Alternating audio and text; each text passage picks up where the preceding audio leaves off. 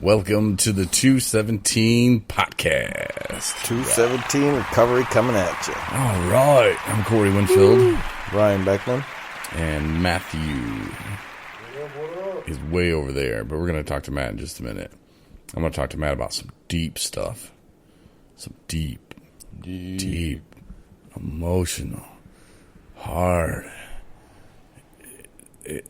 Sorry, I had some in my throat. Deep emotional stuff that I'm going to talk to Matt about. And right now, though, I want to talk to Ryan about your day, man. Was it a good day? Oh, fairly productive. Went to work. Forgot my lunch on the counter, so that wasn't the best way to start. Oh, yeah. Forgot your lunch. But I had enough snacks already packed. Yeah. I'm good like that. Enough snacks. That's good. Beef jerky and chips for lunch. Oh, yeah. That's a real tough day, man. It's like what's it called? White people problems? White people problems. Yeah, he forgot his lunch. Yeah, that's a bummer of a day, bro. Yep. Yeah, not a rad day at all, huh? No. Dad. Made it to a meeting, though. And oh, yeah, because you made it to a meeting. That's hung out with my sponsor and had dinner with him, so all in all good. You know what you didn't do today, Ryan? You didn't die. I didn't die. Forgot your lunch. I'm kind of just messing with you, but kind of. Yeah, man. Our boy Brett over there said one of his buddies in rehab died. And then I find out that he was Jeff's roommate. Well, Jeff was in room 217. The curse of 217. So that means this guy was in room 217. I didn't know him. I mean, Brett, I've probably seen him, don't you think? If you were out there, you would have. Yeah, because I came to some speaker meetings and some AA meetings there. So I might have seen him. Yeah. That's too bad, though. Yeah, it's a horrible thing. You know, and he didn't overdose or anything like that. We hear about people, you know, that leave treatment and that overdose and that relapse. But this, I mean, drinking did have something to do with it from the word on the street, but wasn't a car accident or anything like that. It's just things got out of hand and just bad things happened. But if he wasn't drinking, would it have been avoided? Probably, absolutely. I would like to think so, but death is final. You know, you can forget your lunch. You know, as bad as that sucked for you. You know, I mean, and I'm not knocking you, man. That's a pretty good day. You know, you didn't say you had a horrible day. You forgot your lunch. I mean, it's like, pretty good day, forgot my lunch, it sucked, you know. But sometimes you have to look at those little moments and just think, wow, okay, well, it gave me an opportunity to eat some beef jerky. Yep. You know, it gave you an opportunity to go in the gas station and maybe smile at someone and make their day, tell them they're beautiful, you know. I didn't go that far. Well, you could, you know, when you say nice things to people, it really does change their day around. I try. But it gave you a new opportunity to change your day around in a way that you didn't expect today. Mm-hmm. But yeah, death is definitely final, and I wanted to tell you a story about a friend of mine named Stinky. All right, let's hear about Stinky. Well, he was he was ugly. He was an ugly dude, man. He'd always hook up with the chicks, though, for some reason. But he was like a backwoods kind of guy. Yeah, you know, he mostly slept during the day, partied at night, you know, running around, doing all kinds of crazy stuff. But how 4 seconds of someone else's life ended his. And if you take it back to when he was a kid and growing up and, you know, running through the woods and, you know, chasing tail and all the stuff that he did brought him to that moment that ended his life. I mean, it's crazy if you think about it.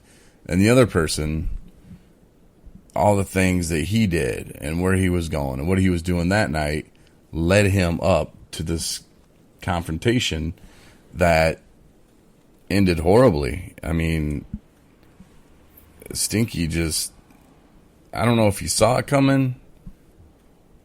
I don't know what was going through his mind, but those 4 seconds were just brutal. And the person that Stinky came in contact with was me. You killed Stinky? I did. No. Yeah. And I mean, this is the first time I've really talked about it, but if I would have just went to the bathroom before we had left, if I would have drove just a little bit slower, I mean, everything could have changed, and I'm still feeling bad about it today. And I mean, I didn't really know Stinky at all. He was just a possum. But, I mean, I hit him right in the head, man. Just Stinky. Hit him hard, man. I don't think he didn't have a chance at all. And that was last week, man. It was like my birthday. I mean, I was having a pretty good week, man. Then my first roadkill incident. You know, if I would have went pee before we left the AA meeting, I had to go pee, but I didn't. You know, if I would have drove a little bit slower down those roads, maybe a little faster.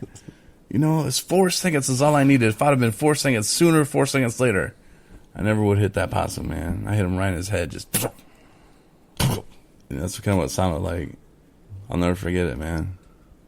Yeah, life is fragile. Yeah. I'm praying on it. I like to think Stinky's in a better place now. I don't know. He was still on that road for like 2 days. Every time we would drive by, I think you even said, "Yeah, we're driving past that possum you killed." I was like, "Oh man, bringing that up again." If I was Catholic, I probably would have said some Hail Marys or something, but I didn't. I just was like, poor Stinky. I saw his little face too. He was running like he really thought he could make it, maybe. And maybe if I just would have hit my brakes a little bit, you know, instead of not at all.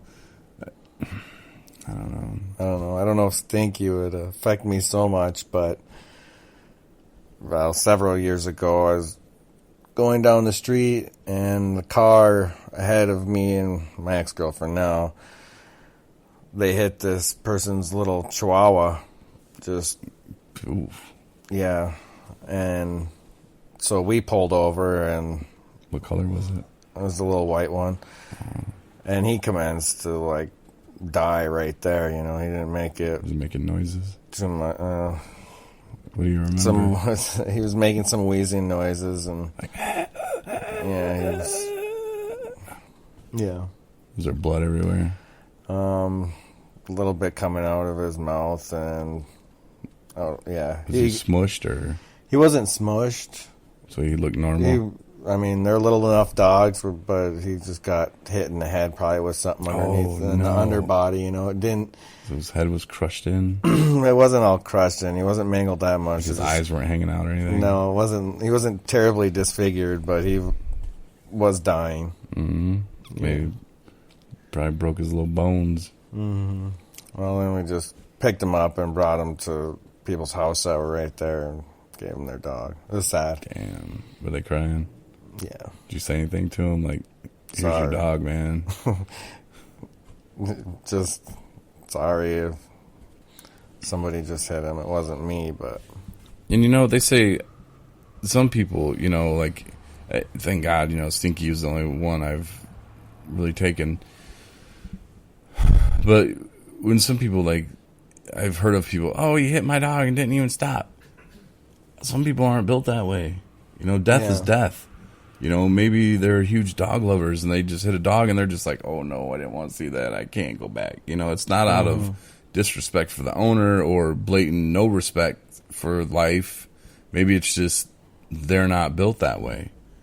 And I don't know, man. I don't know what I could. I don't know. I don't think I could do it. And I think it takes a big person like you to grab someone's dead pet and go tell them, hey, man, like, I just saw the dog get run over. Your dog's dead, man. Yeah, I would hope somebody would do it for me, I guess. I don't know, man. I don't know. I don't know if I could do it. Hopefully I never get a chance to. Yeah, it's not. I mean, hopefully I'd never run over a dog or a cat or something. Or another possum or a deer or turtle. I've hit a few deer. Ooh, no thanks. No thanks. I'm not going to go there. But it's going to be kind of a short podcast tonight, though. All right. I did have my mom in town. How was your dinner with Mom? It was good. Laid down, I would say money, but that'd be a lie. No, it was a good little visit, and I know she's gonna hear this, but whatever. She kept prying about a possible relationship I might have been in, and I was like, "Ma, you don't need to know." Yeah, I'm not. I don't even know what you're talking about. And she's like, "Yeah, you can talk to me about this like an adult." I was like, "I am." I was like, "No, you're like, you don't need to worry about it." You know, I was just laying up some boundaries there. Yeah. And But you should open up to Mom. well, Ryan, thanks for stopping by to do the podcast. Hey, Matt, are you ready? I think Ryan said he's done. You gotta use the bathroom or something. Well, thanks, Ryan. I really appreciate it, man. You're you welcome. give a shout out to anybody? Say hi to Caitlin. Caitlin. Hi, Caitlin. Apologize again. No. We're cool. I apologized a couple of times already. All right. She didn't even hear me. Yeah, I know what she wants. Look at you. Wait till Saturday. Caitlin's going to be on. I'm excited about it, man. It's nice to have women on. Tell their That's stories. good having different point of views. Yeah. Yeah, let's have Matt and see what he's got to say. All right. Well, yeah. Thanks. Sorry. I think he was in the car when you hit Stinky. Was he? Oh, he was. Oh. PTSD from that. Oh no. PTSD from Stinky getting run over. You weren't the one that like, oh man, you just smoked him. No, that might have been Johnny. Somebody was all happy that I took life that night.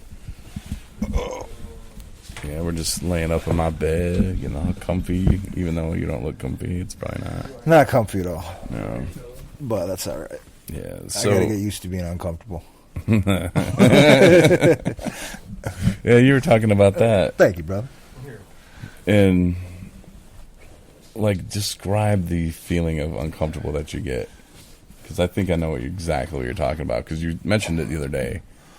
From Stinky or No, no, just in your life, like in Okay. situations. I had a very uncomfortable situation earlier today.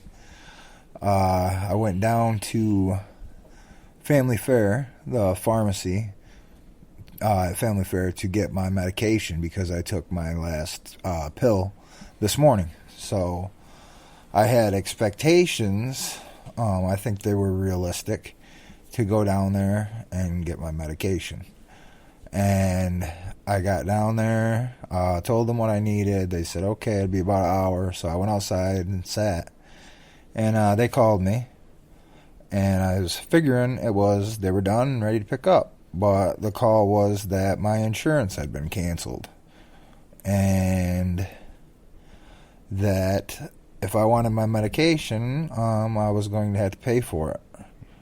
And they couldn't offer any reasons why or anything like that. So, yeah, that was a very uncomfortable situation. It just made me aware of, like, living life on life's terms, because a normal person, when that situation would happen to them, they would probably be like, oh, okay, this is what I need to do, or, like slowly think of avenue that they could take to correct the problem. But my reaction was just anxiety. I was flustered. I couldn't think. I was angry. It was the end of the world. And it just sounds so stupid now, like, thinking about it, but it had me in a whole nother world. And it just shows me, like,